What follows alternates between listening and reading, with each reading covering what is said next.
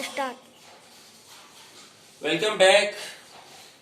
Part 2, इस video के part 2 में आपका स्वागत है। तो अब जैनिज्म के बारे में हम लोग जानेंगे। देखिए, जैनिज्म क्या है। जैन धर्म के संस्थापक माना जाता है ऋषभ देव को, लेकिन 24वें तीर्थंकर थे महावीर। तो जैन धर्म का जो है, जैन धर्म में 24 तीर्थंकर हुए। अब महावीर के बारे में जानेंगे। महावीर, इसके बचपन का नाम क्या था? महावीर ये भी क्षत्रिय जाति से थे, ये भी अच्छे वेल टू डू फैमिली से थे, और ये भी जो है घर द्वार छोड़ करके ज्ञान की खोज में निकल पड़े। तो ज्ञान की खोज में जब निकल पड़े तो एक दिन साल वृक्ष के नीचे इनको ज्ञान प्राप्त हुआ। तो महावीरा ने ज्यादातर अहिंसा पर जोर दिया। उन्होंने कहा कि किसी जीव की हत्या नहीं करनी के चाहिए। यदि हम चले तो झाड़ू दे करके चले, हम पानी पिए तो छान कर पिए। तो जैनिज्म ज्यादा जो है ना, ज्यादा अहिंसक था। अब देखिए, किसान खेती करेगा तो कुछ जीव तो मारे ही जाएंगे छोटे मोटे, तो ये संभव नहीं था। तो इसको ज्यादातर व्यापारियों का समर्थन मिला, लेकिन किसान वर्ग इसको अडॉप्ट नहीं किया। जैनिज्म को सिर्फ व्यापारियों का समर्थन दिया गया। जैनिज्म धर्म का प्रचार प्रसार जो हुआ वो प्राकृत भाषा में हुआ, और बौद्ध धर्म का जो प्रचार प्रसार हुआ था धर्म का, तो वो पाली भाषा में हुआ था। लेकिन जैनिज्म प्राकृत भाषा में इसका प्रचार प्रसार हुआ। अब जैनिज्म में ये 24वें तीर्थंकर महावीर के बारे में जानते हैं। इनका जन्म कहाँ हुआ था? इनका जन्म हुआ था वैशाली के कुंड ग्राम में, और इनकी मृत्यु हुई थी पावापुरी में। ठीक है।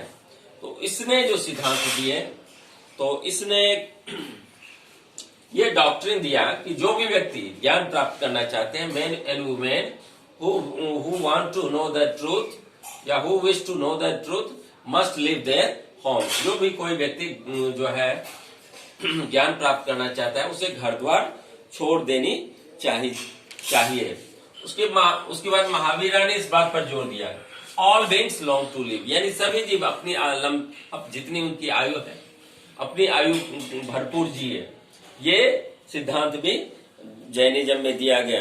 तो फॉलोवर्स और महावीर के जितने भी अनुयायी हुए वो कहलाए जैन। ये याद रखना है।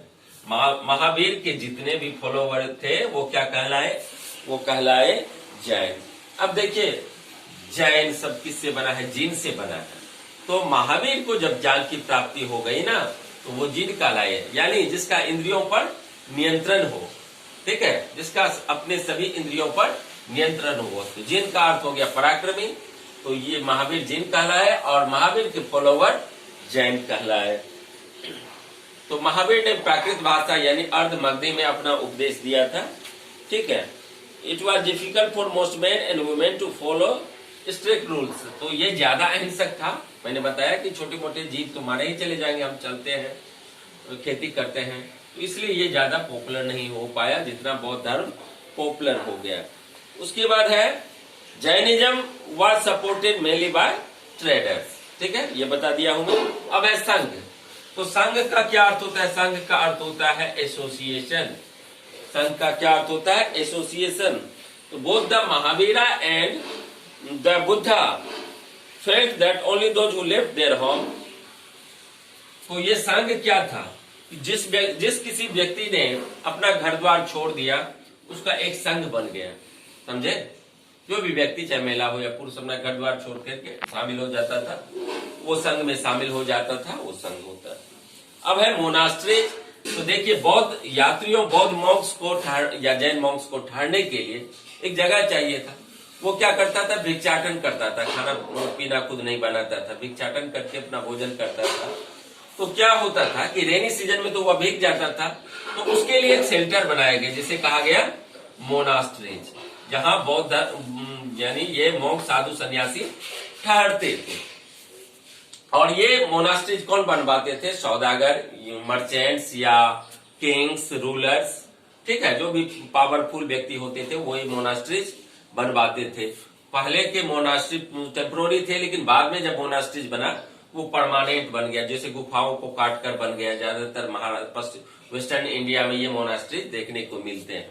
तो मोनास्ट्रीज में होता था, लोग भी जो है यही रेनी सीजन में बौद्ध सन्यासी ठहरते थे।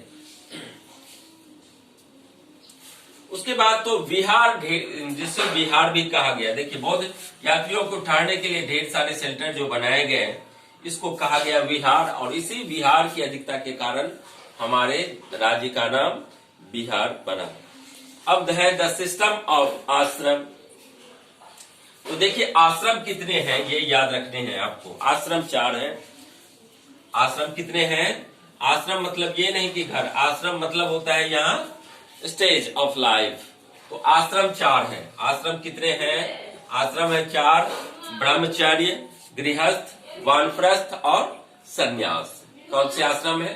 ब्रह्मचर्य 0 से 25 साल, उसके बाद गृहस्थ 25 से 50 साल, उसके बाद वानप्रस्थ 50 से 75 वर्ष और फिर 75 से 100 वर्ष सन्यास। तो इस तरह से 4 आश्रमों में जीवन को बांटा गया है। ठीक है, तो ये हो गया। उसके बाद है इल्सवेयर। देखिए ईरान एटलस में आप देखेंगे तो ईरान के बारे में यहाँ जोरोस्टर धर्म से एक बड़ा सुंदर मैक्सिम मिला है हमें।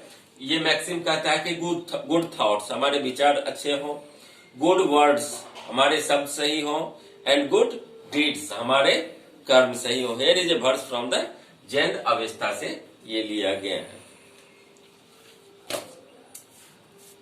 कितने मिनट हुए? तो आश्रम के बारे में आप लोग जान लीजिए कि आश्रम जब 0 से 25 साल, इसमें विद्यार्थियों को वेदों का पाठ करवाया जाता था, उसको रिसाइट मेमोराइज करवाया जाता था। जब 25 साल के होते थे तो फिर घर आता था, उसकी शादी होती थी, फिर गृहस्थ जीवन बिताता था। 50 साल के बाद वानप्रस्थ और फिर 75 साल के बाद संन्यास। तो ये 4 आश्रम में बांटा गया है। तो जैनिज्म के बारे में मैंने आपको बता दिया। उसके बाद बौद्ध के बारे में, बुद्धिज्म के बारे में बता दिया मैंने। गौतम बुद्ध के जीवनी के बारे में याद रखना है। गौतम बुद्ध का पालन पोषण किसने किया? तो गौतमी उसकी मौसी ने की थी। और जैनिज्म में जैन महावीर के जो फॉलोअर हुए वो क्या कहलाए? जैन कहलाए। संघ क्या था? तो संघ था an association of the people who left their home, जिस किसी भी व्यक्ति ने अपना घर बार छोड़ के संघ बना ली। मोनास्ट्री क्या जो होता था? तो ये शरण स्थल था जब रेनी सीजन में बौद्ध भिक्षु यहाँ के गुफाओं में ठहरते थे। क्योंकि रेनी सीजन में भीगते हुए तो नहीं वो जा सकता, तो इसने बल डाला। तो गौतम बुद्ध में इसमें सिंप्लिसिटी पर बल डाला गया, जैन धर्म में और बौद्ध धर्म दोनों में, कि हमारा जीवन सादा हो, स्वच्छ हो, उसमें कोई आडंबर ना हो, सिंप्लिसिटी हो, ये सारी बातें हैं। तो ये न्यू क्वेश्चंस एंड आइडिया। जैसे आपको चंद्रगुप्त मौर्य अंतिम समय में वो जैन धर्म अपना लिया था, अशोक अंतिम समय में बौद्ध धर्म अपना लिया, उसके बाद भीमराव अम्बेडकर अंतिम समय में बौद्ध धर्म अपना लिया था। तो हम ढेर सारे इसके बारे में, गौतम बुद्ध ने अष्टांगिक मार्ग का भी पालन करने के लिए कहा था। गौतम बुद्ध ने 4 आर्य सत्य दिया कि जीवन में दुख है, दुख का कारण है, दुख का निवारण है और दुख निवारक मार्ग है। तो इस चैप्टर से हमने इतना कुछ, और बाकी जो भी चीजें हैं फिर मैं अगले चैप्टर में बताऊंगा। तब तक के लिए stay home, stay safe. Thank you.